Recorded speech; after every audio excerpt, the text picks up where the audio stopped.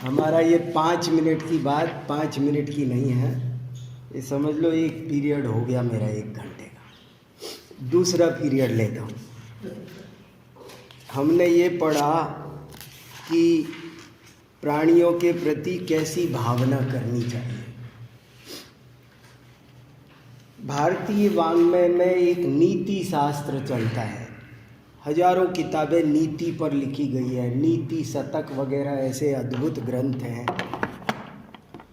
और बचपन से नीतियाँ पढ़ाई जाती है।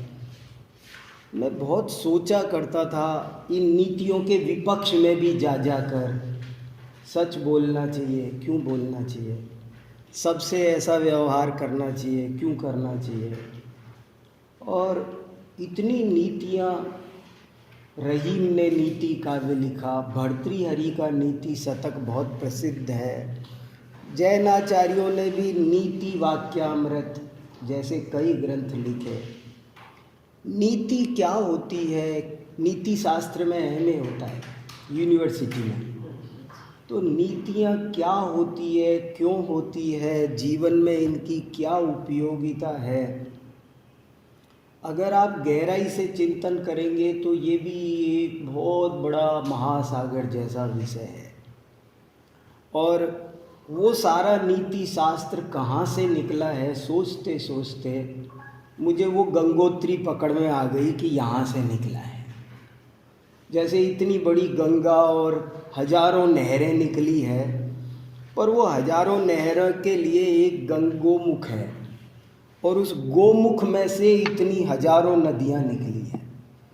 ऐसे ही जितना भी भारी नीति शास्त्र है, नीति पर जो लाखों करोड़ों श्लोक बने हुए हैं, वे सब कहाँ से निकले हैं। तो मुझे समझ में आ गया कि ये सत्वेषु मैत्रीम गुणेषु प्रमोदम, इसमें से निकले हैं। अब ये बात आप मेरे कहने से मानना मत, आप निकालना कि निकले हैं कि नहीं निकले हैं। आप देखना और आप ट्राई करना कि ऐसी कौन सी बात है जो इसमें से निकल गई है, कौन सी बात है जो हमें नहीं समझ में आ रही है कि ये तो इसमें से नहीं निकली है, तो उस पर भी चिंतन करना। और मैंने इस बात पर भी बहुत गहराई से कि एक समाज कैसे बनता है, नीति की क्या उपयोगिता है, क्या ज़रूरत है नीति की, हमें मोक्ष जाना है, रत्नत्रय काफ़ी है ना, फालतू की बातें हमको क्यों सिखा रहे हो, ऐसे करना वैसे करना, लेकिन उनकी क्या उपयोगिता है, इस पर भी फिर मैंने एक लेख लिखा है। तो मैं दूसरा लेख आपको वो दे रहा हूँ, आप उस पर भी चिंतन करो। दूसरा पीरियड मेरा ये हो गया। हाँ, 2 पीरियड आपके ले चुका मैं, 2 घंटे की क्लास हो गई मेरी, अभी एक और भी लेनी है, तीसरे घंटे। देखो आप लोग मन लगा के पढ़ते हो, कल को आप ही लोगों को सब संभालना है, तो आपके पास में बहुत भंडार होना चाहिए। मैं बहुत मन से, बहुत चिंतन करके, बड़े प्रेम से लेकर आता हूँ ये चीज़। भले मैंने 2-4 मिनट में कह दी है, लेकिन ये 2-4 मिनट जैसी बातें नहीं है। जो भी चाहिए ये भी देना। अब जो देर से है वो रह जाए, 1 मिनट के बाद। तीसरा एक पॉइंट बहुत ज़बरदस्त है, उसके भी आपको नोट्स दिए जा रहे हैं। 3 नोट्स आपको दिए जा रहे हैं, वो 3 पीरियड 1-1 घंटे के कम से कम उनके लिए ज़रूरत थी, पर मैंने 10 मिनट में आपको तीनों पीरियड की बात बता दी है, क्योंकि मुझे पूरा विश्वास है कि मेरे 10 मिनट ही काफ़ी है आपके लिए।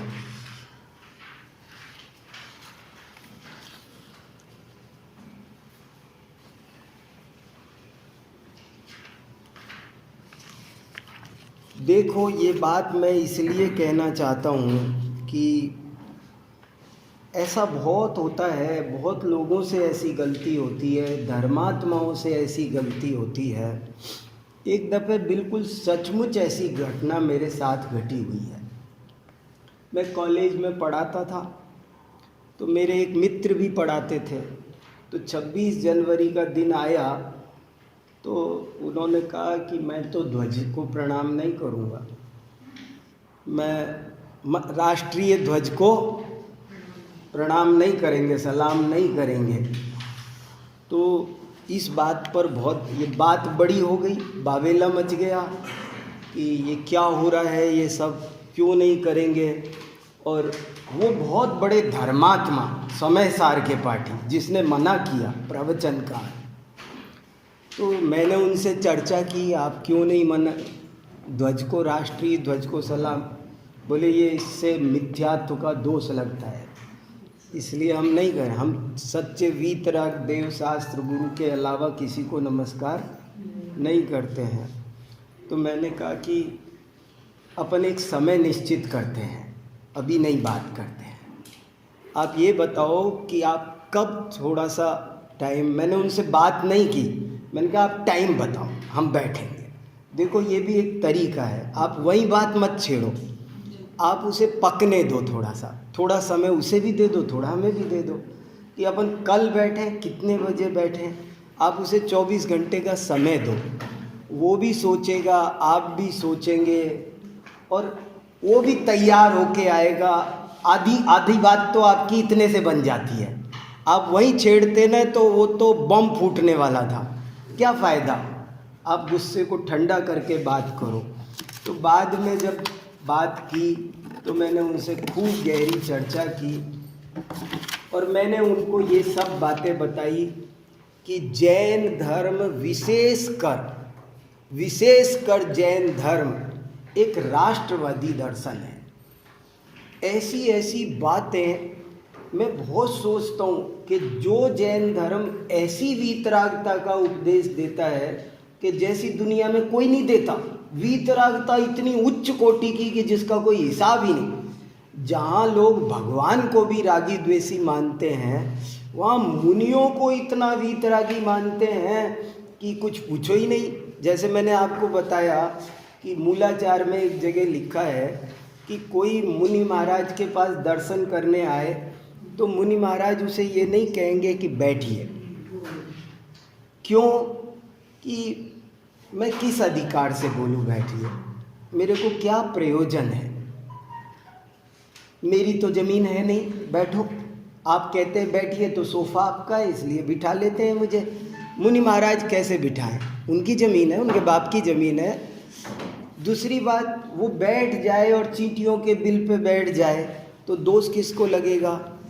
तो जो मुनि महाराज इतना सोचकर जीवन यापन करते हों, किसी से किंचित मात्र भी राग नहीं रखते हैं भूल कर भी, उन मुनि महाराजों ने राष्ट्र के बारे में ऐसे ऐसे विचार भरे हैं, ऐसे ऐसे अनुराग भरे वाक्य लिखे हैं कि रोज पढ़ते हैं उसको, एक दिन नहीं।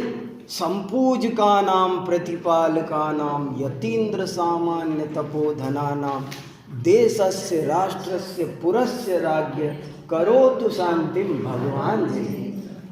माने जिनको कोई इच्छा नहीं है, अपने शरीर में कोड़ फूट जाए तो उसे मिटाने की चिंता नहीं है, लेकिन मेरा राष्ट्र सुखी रहे, राजा सुखी रहे, यहाँ कोई विपदा ना आए, ये जो चिंता करते हैं। देखो तो सही आप, कैसी गजब की बात है, कहीं पर भी कुछ भी नहीं। पूज्यपाद आचार्य का श्लोक है ये।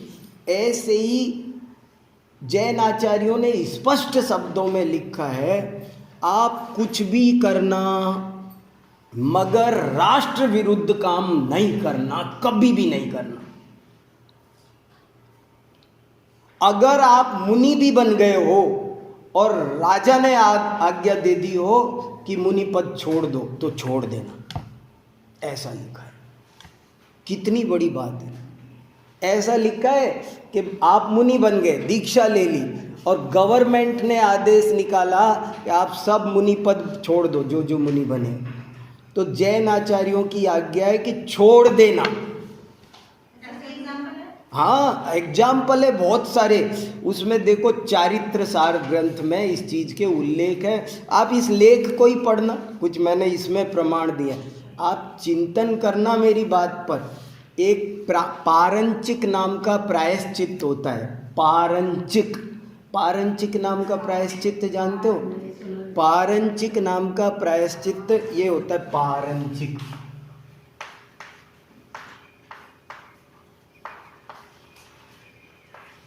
वे बातें बता रहा हूं जो आपको आसानी से सुनने कहीं नहीं मिलेगी है। पारंचिक नाम के एक प्रायश्चित्त का शास्त्रों में बार बार उल्लेख आता है। बहुत दिन तक वो समझ में नहीं आया था, लेकिन विजयोदया टीका भगवती आराधना में इसका स्पष्टीकरण मिला और वहाँ लिखा है पारंचिक प्रायश्चित्त क्या होता है। जब कोई मुनि राष्ट्र विरुद्ध बोल दे तो आचार्य उसे दंड देते हैं, प्रायश्चित्त देते हैं कि तुम नगर के पार चले जाओ, राज्य बाहर जाओ, राज्य की सीमा पार करो, इस राज्य में रहना नहीं। राज्य के बाहर जाने का आदेश दे देते हैं, इसका नाम है पारंचिक प्रायश्चित्त। देश निकाला, आप समझ रहे हैं, देश निकाला। अब इस लेख में पढ़ना, मैंने कई उदाहरण दिए हैं। सुदृष्टि तरंगिणी में लिखा है, तत्वार्थ सूत्र में अभी हम पढ़ने वाले हैं एक शब्द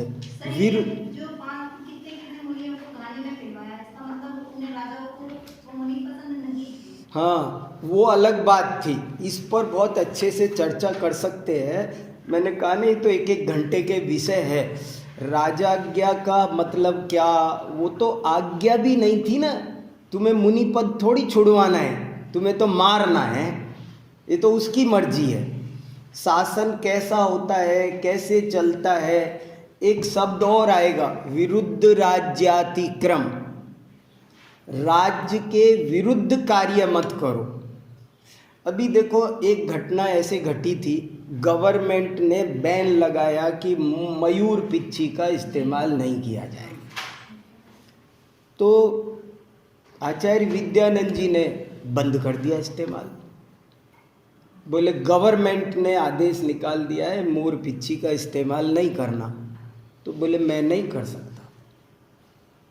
बोले अब जो होगा सो देखा जाएगा, इसका कोई विकल्प मिलेगा तो ठीक है, संलेखना तो विकल्प सबसे बड़ा होता ही है ना, और जो होगी देखी जाएगी, लेकिन राज्य विरुद्ध कार्य मैं नहीं करूँगा। बाद में किसी ने विकल्प दिया कि यहाँ पर मयूर पिच्छी का प्रतिबंध है और बाहर में अमेरिका के मोर, सफ़ेद मोरों की पिच्छियाँ मिलती है, सफ़ेद मोर की पिच्छी आ गई। बोले ये हाँ, ये तो इस्तेमाल की जाती है, इस पर प्रतिबंध नहीं है यहाँ, ना यहाँ सफ़ेद मोर है ना उसकी पिच्छी है, मैंने यहाँ कहीं से नहीं लिया, वो ले लिया। तो वो वैसा व्रत हो जब ना, मंगाई नहीं है उन्होंने तो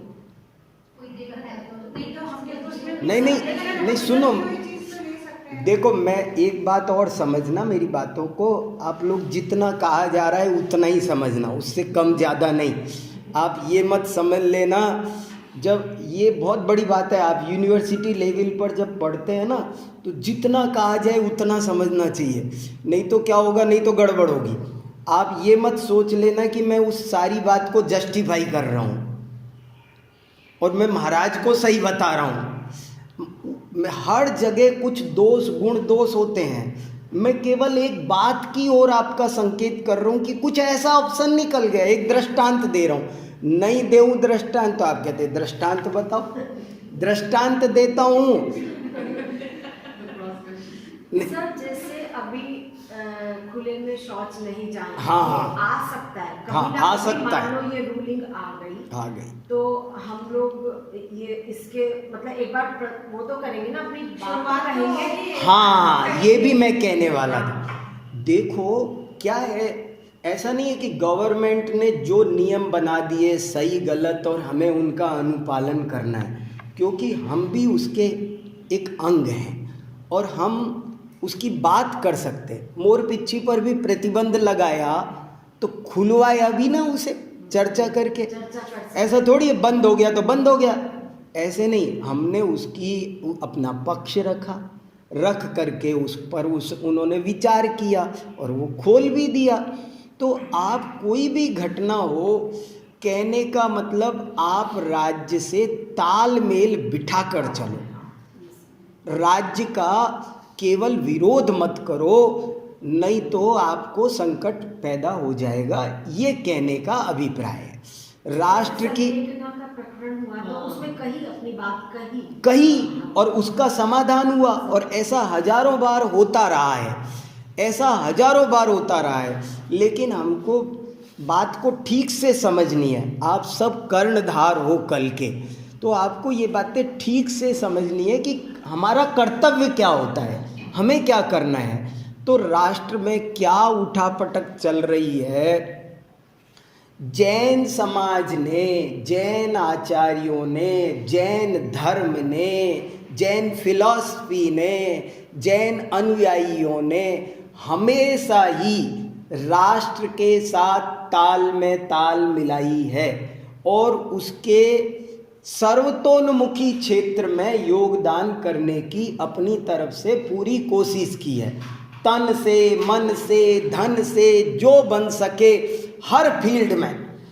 इतना बड़ा अहिंसा परमो धर्म का नारा है, लेकिन फिर भी हमारे घरों में अभिनंदन वर्धमान पैदा होते हैं। आप मजाक समझते हैं क्या?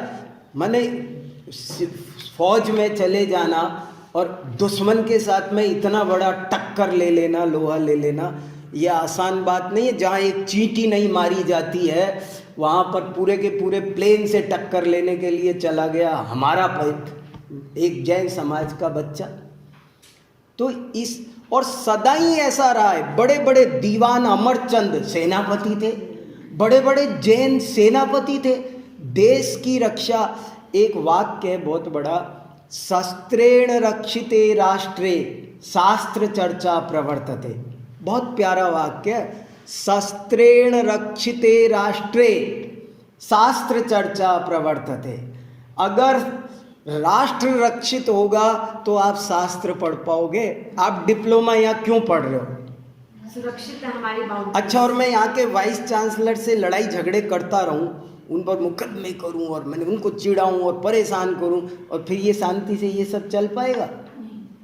मैंने कोई कहने का मत, आप बिल्कुल मेरी बात को अन्यथा मत लेना, बहुत नाप तोल के हीरे की कांटे की तरह लेना। मैं ये नहीं कह, ये हीरा तोलने में गलती हो जाए तो इतनी बड़ा नुकसान नहीं है, बातों को तोलने में गलती हो गई तो बहुत नुकसान हो जाएगा। मैं सिर्फ जो कहना चाह रहा हूँ आप उतना ही समझना।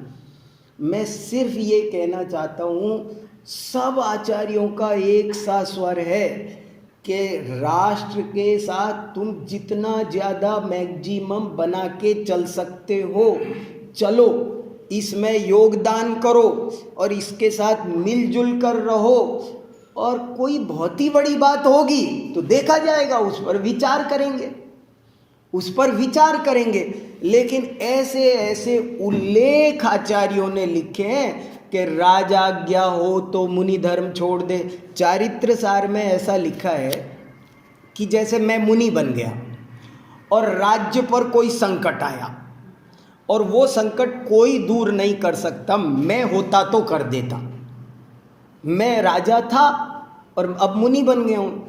अब सारी प्रजा को मेरी याद आ रही है कि आज कोई सब लाचार है, बहुत संकट में है, और हाँ बोले मैं, अगर मेरी ज़रूरत हो कि मैं वो संकट दूर कर सकता हूँ, और राजा आज्ञा दे रहा है, राजा निवेदन कर रहा है, आज्ञा छोड़ो निवेदन, और निवेदन ही नहीं, उन्होंने तो कुछ नहीं लिखा उस किताब में, आपको लगा कि मैं होता तो ठीक होता करता, तो बोले तुम्हें क्या फ़र्क पड़ रहा है, 5 साल दीक्षा छेद हो जाएगी और क्या, छोटा मुनि बन जाऊंगा, मेरा क्या बिगड़ने वाला है। चल दीक्षा छेद के जाओ और उस राष्ट्र की रक्षा करो और तब बाद में फिर मुनि बन जाना। बताओ ऐसा निर्देश क्यों दिया? क्योंकि तुम्हारा ये मुनि धर्म कैसे पलेगा, राष्ट्र सुरक्षित नहीं रहा तो यहीं आग हो गए। आप सोचो, अभी पाकिस्तान केमिकल वेपन यहाँ डाल दे, क्या होगा? तो आप जब तक सीमाओं की सुरक्षा के प्रति आप सजग नहीं होंगे, राष्ट्र की अच्छे रहने की भावना आप नहीं करेंगे, तो आपको असुविधा हो सकती है।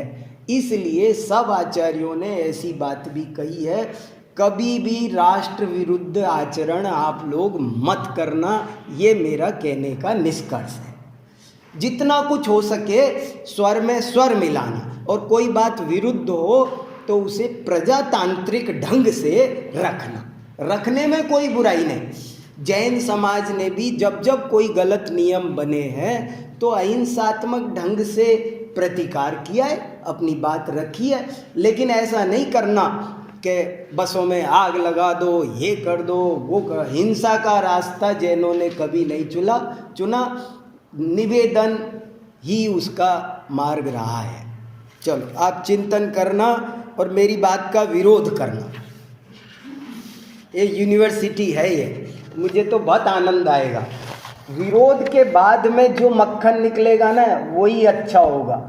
आँख मीच के मानने वाले तो प्रवचनों में मंदिरों में मिल जाया करते हैं। यूनिवर्सिटी में हमको वो अंधभक्त नहीं चाहिए, हमें वो चाहिए जो टक्कर लेके खड़े हो जाए कि सर मैं अभी भी सहमत नहीं हूँ, तब आनंद आएगा उसमें। चलो हाँ अपनी हाँ पिछली कक्षा में एक बात चर्चा चली हाँ हाँ हाँ हाँ तब हमने ये कहा था कि किसी भी कीमत पे हमें हिंसा नहीं करनी चाहिए। हाँ हाँ यानी तब एक प्रश्न ये भी आया था जो आतंकवादी हमारे ऊपर हमला करते हैं, हाँ तब भी आपने कहा था कि उसमें भी हमारे को तो आज वो जो बात चर्चा है वो उसके बिल्कुल विपरीत है। हाँ हाँ ठीक है। देखो उस दिन जो मैं कहना चाहता था ना वो श्रद्धा प्रधान कथन था, आज जो मैं कह रहा हूँ वो आचरण प्रधान कथन है। समझ रहे हैं? ये एक वाक्य में बहुत कुछ कह दिया मैंने। उस दिन मैंने श्रद्धा प्रधान बात कही थी, आज मैं आचरण प्रधान बात कह रहा हूँ। हिंसा किसी भी अर्थ में अच्छी नहीं होती, उपादेय नहीं है। हिंसा को कभी भी उचित मत मानना, कभी भी उचित नहीं मानना। उस दिन मैंने ये कहा था और वो मैं आज भी कहता हूँ। हिंसा को कभी भी उचित नहीं मानना, हिंसा से कोई प्रयोजन सिद्ध होने वाला नहीं है। हिंसा गलत है, गलत है, गलत है, गलत थी, गलत रहेगी। सुबह भी, शाम भी, दिन में, रात में गलत है, हिंसा गलत है। ये श्रद्धा पक्ष है, ये आपकी मान्यता होनी चाहिए मजबूत, सुमेरु पर्वत जैसी। आप हिंसा करके प्रॉब्लम सॉल्व कर लेंगे, ऐसा कभी भूल के स्वप्न में भी मत सोच लेना। सोच लिया तो मिथ्यात्व हो गया। लेकिन हमारा व्यावहारिक जीवन फिर भी कैसा होता है वो बात मैं आज बता रहा हूँ। दोनों में से सर क्या दिक्कत है? दोनों में कुछ भी दिक्कत नहीं है, यही तो समझने की बात। हाँ झाड़ू भी लगाते हैं, बर्तन हाँ हाँ, लेकिन उनको अच्छा थोड़ी मानते हैं। अच्छा थोड़ी मानते हैं। आप घर में, मैं बताऊं, जिस दिन आपको ये बात समझ में आ जाएगी, आपको जिनवाणी की बहुत बड़ी बात समझ में आ जाएगी, समय सार समझ में आ जाए। सारे दुनिया परेशान है, बड़े बड़े विद्वान परेशान है, यहीं आकर यही चौराया है जहाँ दिक्कत आ रही है कि एक तरफ तो ये माना जा रहा है कि हिंसा कभी भी किसी को भी किसी भी कीमत पे किसी भी लिए नहीं करना चाहिए वाला पक्ष तो ये है। और व्यवहार, अब व्यवहार तो वीर सागर की अपनी प्रॉपर्टी है, उसका अपना मन है, ये तो अपना घर का मामला है। मैंने थ्योरी में गड़बड़ करने का मुझे हक नहीं है, लेकिन मेरी लाइफ है और मेरा मन है, मैं क्या करूं? मेरा मन, अगर मैं सिनेमा जाना चाह रहा हूं और बहुत मन कर रहा है तो मैं तो जाऊंगा। 15 दिन तक संक्लेश विक्लेश करूं, परिणाम खराब करूं, इसकी बजाय मैं 3 घंटा सिनेमा में बैठ के आके काम खत्म करूंगा, 15 दिन शांति से पढ़ूंगा ना। तो सिनेमा जाना उचित नहीं हो गया, लेकिन मेरा मन कर रहा था, मेरे दिन खराब हो रहे थे तो मैं चला गया। मुनि पद छोड़ देना चाहिए कि नहीं? नहीं छोड़ना चाहिए, लेकिन मेरे से नहीं निभ रहा, मैं तो छोड़ूंगा। मैं सारी जिंदगी परिणाम खराब करके नरक में नहीं जाऊंगा, मैं छोड़ूंगा। मैं तो मुनि भी बनूंगा और मेरा मन नहीं लगेगा ना, तो मैं कोई गारंटी नहीं लेता कि मैं टिका रहूंगा। मेरा जिस दिन मन करेगा वही करूंगा मैं, और मुझे किसी की चिंता नहीं है ज़्यादा। लोग दूसरों की चिंता करते, बनते हैं तो दूसरों के लिए, छोड़ना है नहीं छोड़ना है तो दूसरों के लिए। और जैन दर्शन कहता है बनो तो अपने लिए, छोड़ो तो अपने लिए। ये है खास बात। तो इसलिए ये बात आपको हमको समझनी है। कहने का मतलब प्रशासन के, अब आप, मैं राष्ट्र के लिए शब्द बदल देता हूँ और भी अच्छा, प्रशासन के साथ तालमेल बनाने की कोशिश करो, अच्छा रहेगा। ये मैसेज है। कहीं भी किसी संस्था में रह रहे हो, घर में रह रहे हो, सोसाइटी में रह रहे हो, कॉलोनी में रह रहे हो, राष्ट्र का मतलब राष्ट्र ही नहीं, आप छोटे छोटे राष्ट्र भी ले लेना। आप एक मोहल्ले में रह रहे, मैं जिस अर्जुन नगर कॉलोनी में रह रहा हूँ, वहाँ अर्जुन नगर कॉलोनी की भी एक एसोसिएशन है। उस एसोसिएशन के साथ अगर मैं तालमेल बिठा के चलूँगा तो ठीक रहेगा। ये समाज, हम सामाजिक आदमी हैं, ये बात हमें नहीं भूलनी चाहिए, और सामाजिक को सामाजिक बनकर ही रहना चाहिए। ये मैसेज है बस। चलो बहुत बात हो गई, ये तीसरे पीरियड में बहुत देर लग गई। पहले 2 पीरियड जल्दी जल्दी पूरे हो गए, अब मैं 3 घंटे पढ़ा चुका हूँ आपको। अब चौथा पीरियड मेरा शुरू हो रहा है। चलो ये भी बहुत इम्पोर्टेंट है। मैंने सबको नोट्स दिए हैं, वो घर जाके एक एक अक्षर मन लगा के पढ़ना, चिंतन करना, उसमें कमी निकालना और बढ़िया से बढ़िया और अच्छा बनाना उनको। चलो सूत्र 12 तक हमने पढ़ लिया था। 11वें और 12वां बहुत गजब के सूत्र है ये। 8, 9, 10, 11 अद्भुत सूत्र थे। 8वां सूत्र था मनोज्ञा मनोज्ञेन्द्रिय विषय राग द्वेष वर्जनानि पंच। मनोज्ञ और अमनोज्ञ विषयों में राग द्वेष का वर्जन करो। अगर तुम्हें सुखी रहने की कला सीखनी हो तो राग द्वेष करने का अभ्यास मत करो, राग द्वेष का वर्जन करने का अभ्यास करो, उससे बचने की कोशिश करो। उसमें ज़्यादा और रस बढ़ाने की कोशिश मत करो। चिंतन भी करते जाओ कि इसमें क्या है, कोई खास दम नहीं है। ऐसे करके अपने मन को संभालो। राग द्वेष के रास्ते पर ज़्यादा मत बढ़ो। हर चीज़ में मैंने बताया ना, बढ़ाते जाओ तो बढ़ता जाता है। ये चीज़ें ऐसी है, नींद भी, भोजन भी, राग द्वेष सारे ही ऐसे हैं। आप कम करो तो कम होते जाते। ये कसायों का स्तर ऐसा ही है, आप कम करो तो कम होती जाती है। आप गुस्सा कम करने की आदत डालो, धीरे धीरे आप 1 महीने बाद देखना आपका गुस्सा बहुत कम आ गया। आप बढ़ाना शुरू करो, बढ़ता चला जाएगा। भूख भी ऐसी है, नींद भी ऐसी है। आप नींद बढ़ाना शुरू करो तो 20-20 घंटे भी सोने वाले हैं, और आप कम करो तो पंडित पन्नालाल जी थे, 10 मिनट में विश्राम कर लेते थे। 10 मिनट शवासन करते थे और 24 घंटे की नींद हो गई उन्हें।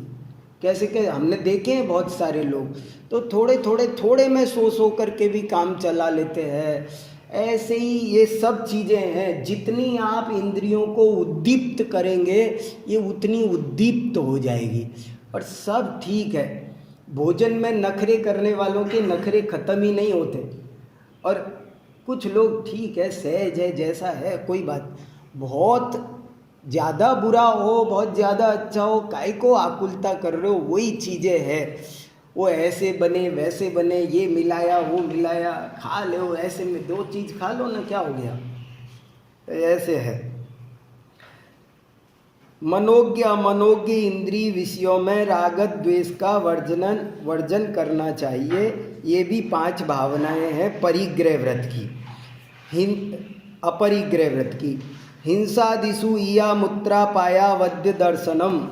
और ये भी बहुत असल में चिंतन करने के विषय ज़्यादा है कि ये हिंसादि इस जन्म के लिए भी बुरे और अगले जन्म के लिए भी बुरे, ऐसा आप दर्शन करो। मुझे ये दर्शन शब्द में बहुत जान लगा।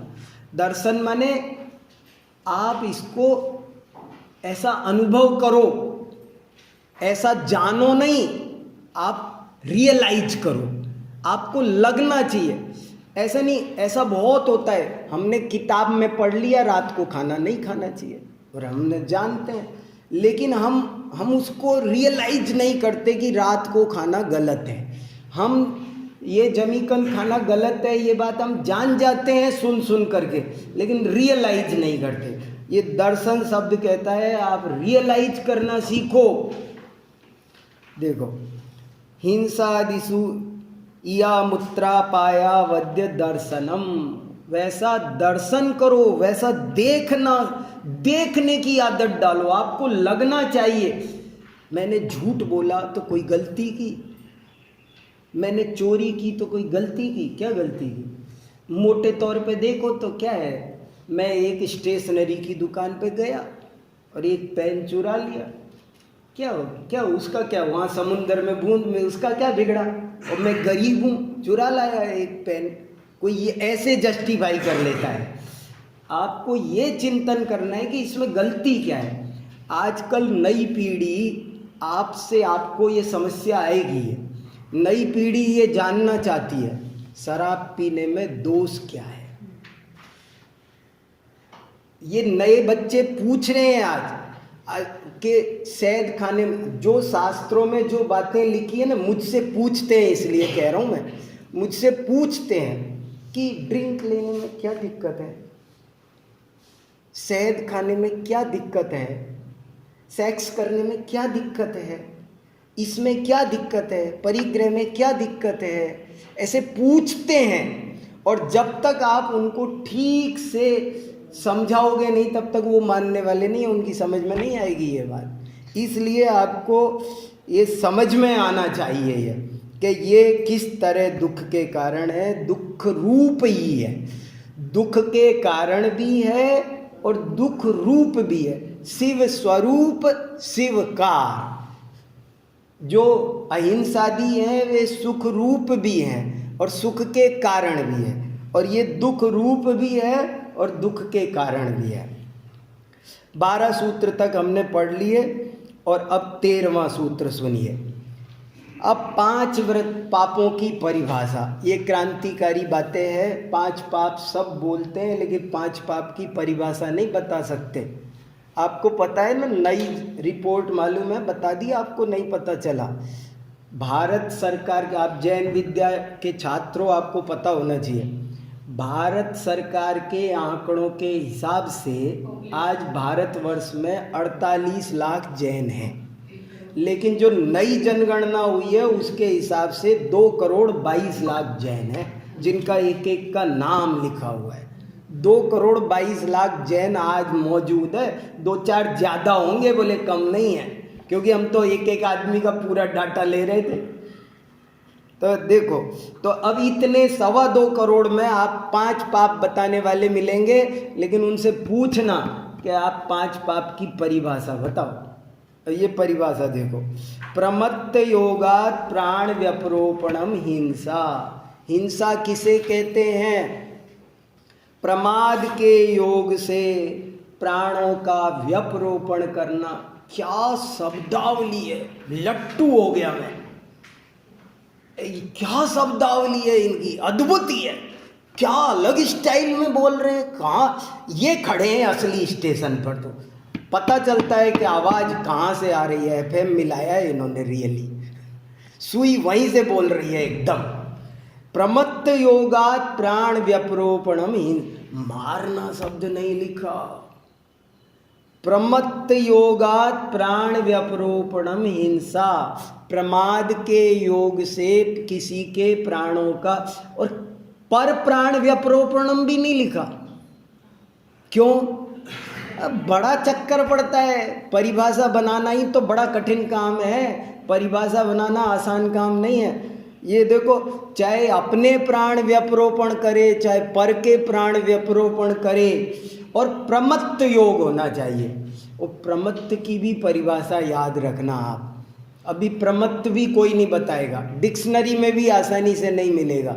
प्रमत्त माने हम प्रमाद समझते हैं, लेकिन आप इसकी टीका पढ़ना, और पूज्यपाद से ज़्यादा प्रामाणिक कोई नहीं है।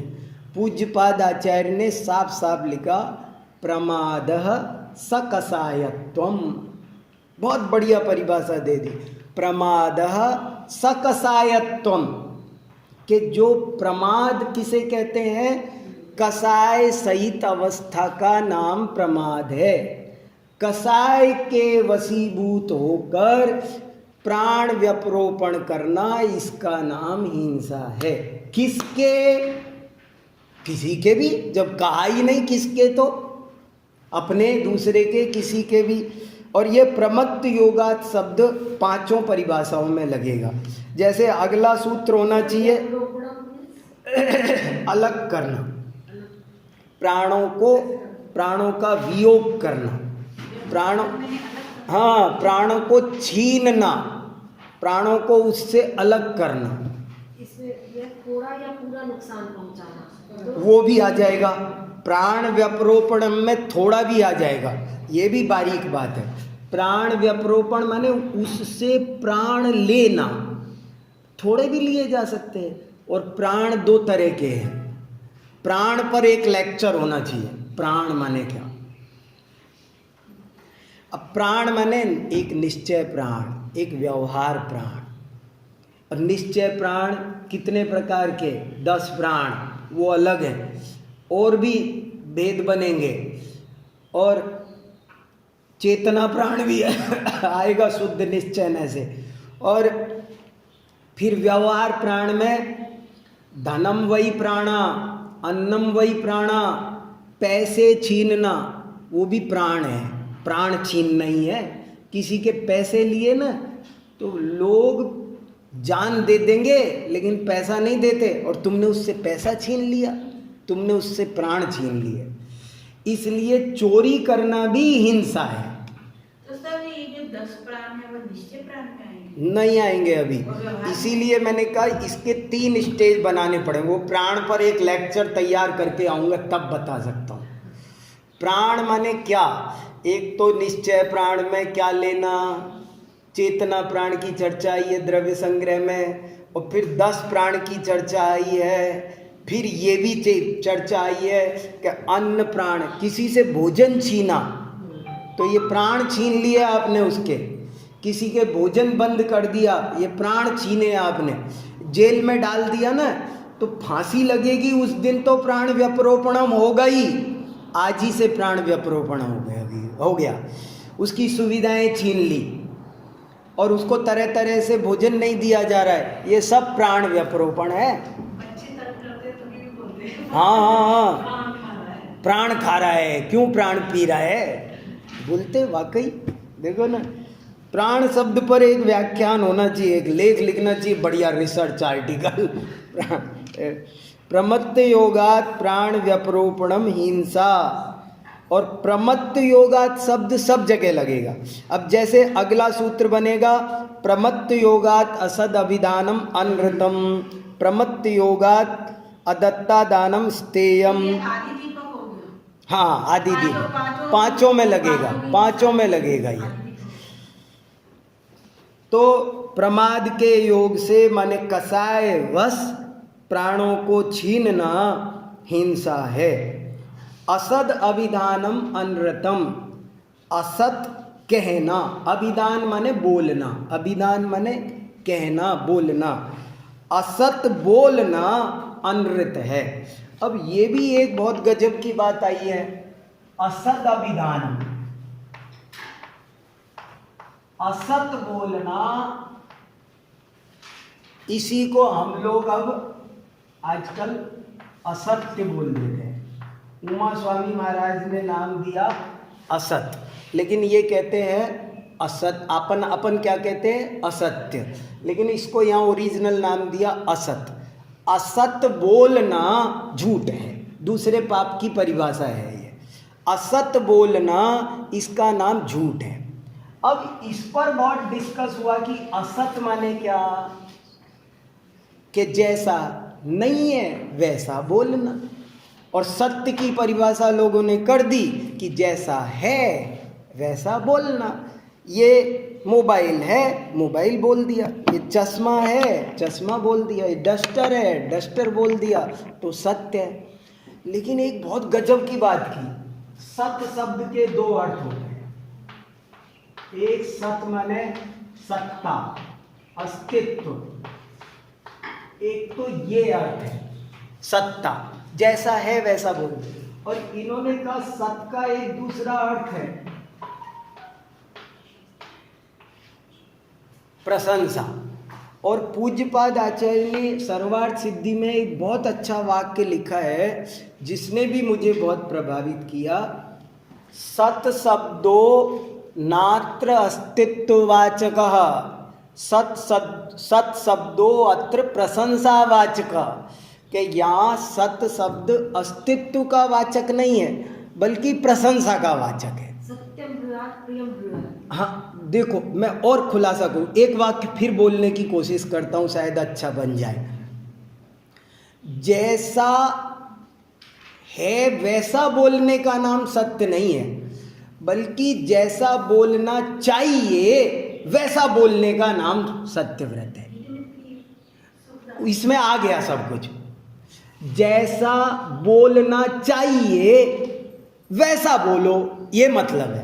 जब हम आपसे ये कहें ना, जब जिनवाणी ये कह रही है कि आप सत्य बोलो, तो उसका मतलब आप ये मत समझने जो है वो बोलो। ये आदमी शराब पीता है, मैं कहूँगा शराब पीता है, बोले नहीं, जैसा है वैसा बोलने का नाम सत्य वचन नहीं है। जैसा बोलने के इंस्ट्रक्शन है, जैसा बोलना चाहिए वैसा बोलना। जब तुम्हें चुप रहने को कहा है तब चुप रहना। कभी भी कुछ भी बोलने का नाम, शादी हो रही है, फेरे पड़ रहे हैं और लोग मंगल गीत गा रहे हैं और तुम कह रहे हो राम नाम सत्य है, बोल मैंने क्या गलत बोला? हर पल मृत्यु को याद रखना चाहिए, शास्त्रों में लिखा है, शास्त्रों में लिखा है हर पल मृत्यु को याद रखना चाहिए। ये भूल रहे हैं तो मैं याद दिला रहा हूं।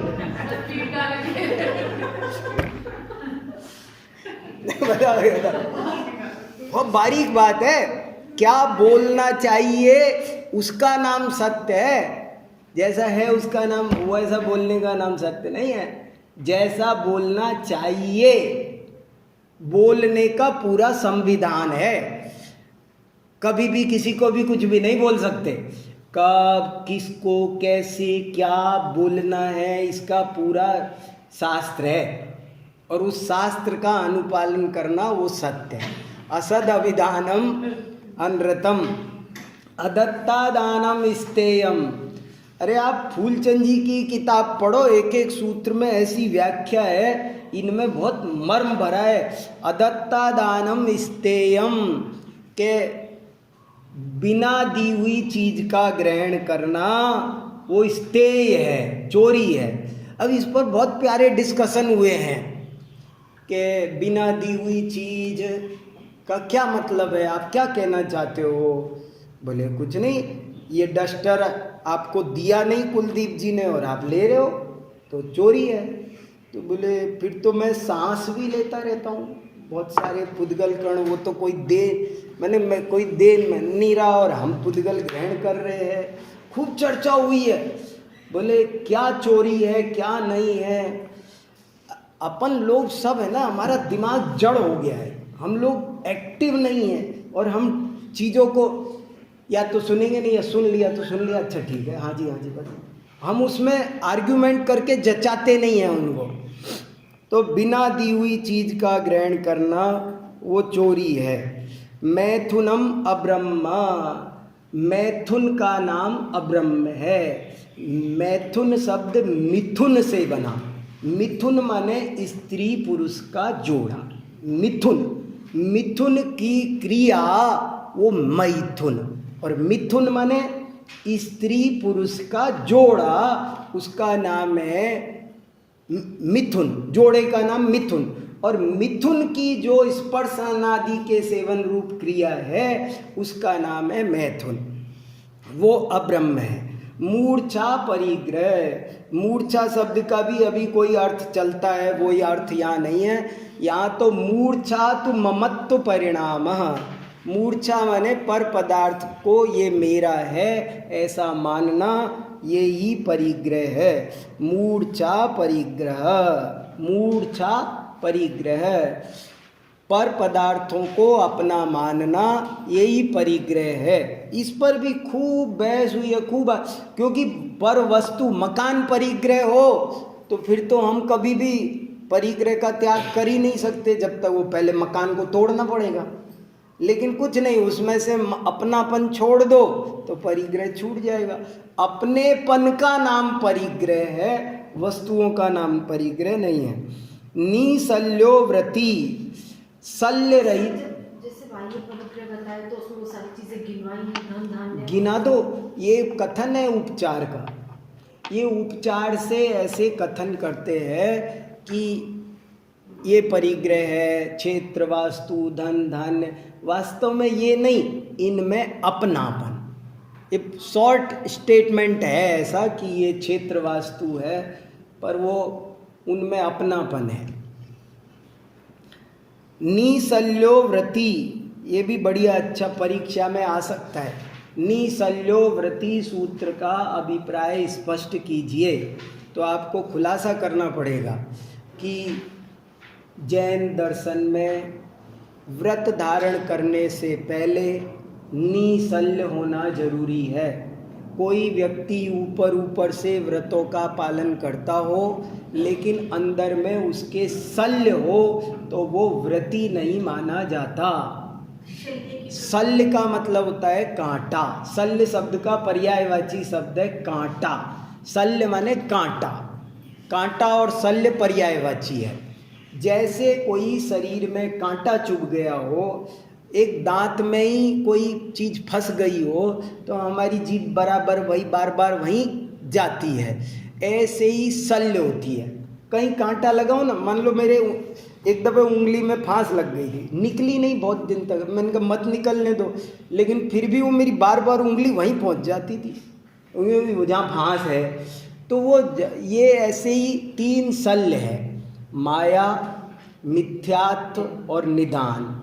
मायाचार वश व्रत पाले जा रहे हों, जैसे मान लो वो एक व्यक्ति एक चोर था, वो क्षुल्लक बन गया, पर बना इसलिए था कि उसे मूर्ति चुरानी थी। तो मायाचार वश जो व्रत लिए जाते हैं वे व्रत नहीं है। ब्रह्म गुलाल नाम का बहुरूपिया मुनि बन गया तो उसका नाम मुनि दशा है। वो तो ब्रह्म गुलाल की महानता थी कि वो मुनि बन का रूप धारण किया, तो बाद में उसने कहा अब मैं मुनि ही रहूँगा, लेकिन जरूरी नहीं था, वो छोड़ सकता था, वो तो रूप धारण किया था, उसमें कोई बड़ी बात नहीं थी, लेकिन ये तो उसके परिणामों की विशुद्धि थी। तो मायाचारवश व्रत लो तो वो व्रत नहीं है। मिथ्या दर्शन है, तत्व का ज्ञान नहीं है, तो भी जो कुछ व्रत धारण किए जाएंगे उनकी कोई वैल्यू नहीं है। और निदान, निदान माने कोई स्वर्ग आदि की आकांक्षा हो, कोई न कोई व्रतों के फल की कोई आकांक्षा हो, कोई 10 लक्षण का व्रत सिर्फ इसलिए करे कि वो बाद में 11वें दिन है ना अपना जुलूस निकलेगा, ये गिफ्ट मिलेगा। जो 10 लक्षण के व्रत करेंगे उन सबको 1 लाख रुपया प्राइज दिया जाएगा। मान लो मंदिर कमेटी ने अनाउंस कर दिया, तो जो 1 लाख रुपए के लिए जो व्रत करेगा 10 लक्षण का, वो व्रत में कंसीडर नहीं किया। देखो तो सही सर, तो अट्रैक्ट करने के लिए जो तो ये कर सकते हैं, बालपन है इसलिए बाल व्रत है, बाल व्रत है वो। ये शल्य सहित जो व्रत है वे बाल व्रत है, सच्चे व्रत नहीं है, सच्चे व्रत नहीं है। अगार्य अनगारश्च, समय हो गया, आए नहीं क्या संजीव जी, कुलदीप जी आगे हो तो बुला लो, उनकी क्लास होनी चाहिए, हम 5 हाँ, वो सच्चा व्रत नहीं है, ये कहने का सर अगर शल्य की परिभाषा देनी हो कैसे दें? देव ना, शल्य अर्थात कांटा, शल्य अर्थात कांटा, हाँ, आत्मा में जो कांटे की तरह चुभती रहे उसे शल्य कहते हैं। माने जिससे सहज हम जीवन यापन न कर सकें उसका नाम शल्य है। और ये 3 बताई गई हैं, माया, मिथ्यात्व और निदान। सर माया तो जैसे पाप में आ गया, निदान पाप में तो नहीं आया। लोभ है, कसाय में आ गई, माया तो माया कसाय की मुख्यता है, निदान है वो लोभ कसाय की तीव्र माया तीव्र लोभ हो तो वो व्रती नहीं बन सकता, और मिथ्यात्व रहा तो बनेगा ही कैसे। अगार्य अनगारश्च, ये व्रती 2 प्रकार के होते हैं। महाव्रतों की अपेक्षा है मतलब सब की अपेक्षा है, भेद तो अब शुरू हो रहा है। अब तक की देखो, सुनो, बहुत बढ़िया सवाल पूछा। 18 तक व्रतों में कोई भेद नहीं है, ये जो 5 भावनाएं बताई गई है सब कुछ है, इसमें कोई भेद नहीं है। भेद अब 19वें सूत्र से शुरू हो रहा है। अगार्य अनगारश्च, कि ये व्रती 2 प्रकार के होते हैं, अगारी और अनगार। अणुव्रतो अगारी, अणुव्रतों का धारक अगारी कहलाता है, और महाव्रतों का धारी अनगार कहलाता है। अगार शब्द का अर्थ होता है घर, भवन, बिल्डिंग। ये होता है ना, आपने बसों पर देखा होगा, दिल्ली आगार, अलवर आगार, जयपुर आगार, पहले ऐसे बहुत लिखते थे आगार, अब डिपो डिपो लिखने लग गए। पर अगार, अगार माने भवन, बिल्डिंग, घर। तो अगारी और अनगार। अच्छा ठीक, कोई नहीं। सर अगार को सागार भी बोल देते हैं। हाँ हाँ हाँ, वो भी बोल सकते हैं। देखो, अगार शब्द है, अगार माने भवन का पर्यायवाची है। ये अगार माने अगार, निलय, निकेतन, सदन, भवन, घर, ये सब पर्यायवाची हैं, ये सब पर्यायवाची है। तो सागार, से प्लस आगार, से माने सहित, अगार सहित, घर सहित जो हो उसका नाम सागार। और आपको नियम होगा, ये जब ए आता है ना, इसको उल्टा करना हो तो अन लगाते हैं, अनगार। अनगार माने जो घर छोड़ दिया जिसने, गृह त्यागी। सागार माने गृहस्थ और अनगार माने मुनि। तो अणुव्रतो अगारी। सर ये अनगार होगा कि अनागार? अनगार सही है, अनागार नहीं होता है, लेकिन कहीं पर हिंदी कविता में छंदानुरोध से अनागार आ जाएगा, पर अनागार नहीं बनता। संस्कृत में अगर हम अनागार बनाएंगे तो अशुद्ध हो जाएगा, अनगार बनेगा। सागार धर्मामृत और अनगार। हाँ, अनागार नहीं, सागार धर्मामृत, अनगार धर्मामृत, अनागार नहीं है, अनगार शब्द बनेगा। ये अन प्लस अगार नहीं है। हाँ नहीं है ना, नहीं नहीं है, अन प्लस अगार, ये है, ऐसे है, अन प्लस अगार है, अलग के साथ। ये हलंत की जगह है, आ गया। वैसे तो क्या होता है, अब जीव को उल्टा बनाना हो तो अजीव बनेगा, जीव को उल्टा बनाना हो तो अजीव बनेगा। लेकिन जब पहले से ए हो तो क्या करें, तो ए आई हो तो उन्होंने कहा कि नहीं, फिर अन लगेगा, ऐसे करके ये चीज़ ऐसे बनेगी। तो ऐसे सागार और अनगार का ये, चलो ठीक है।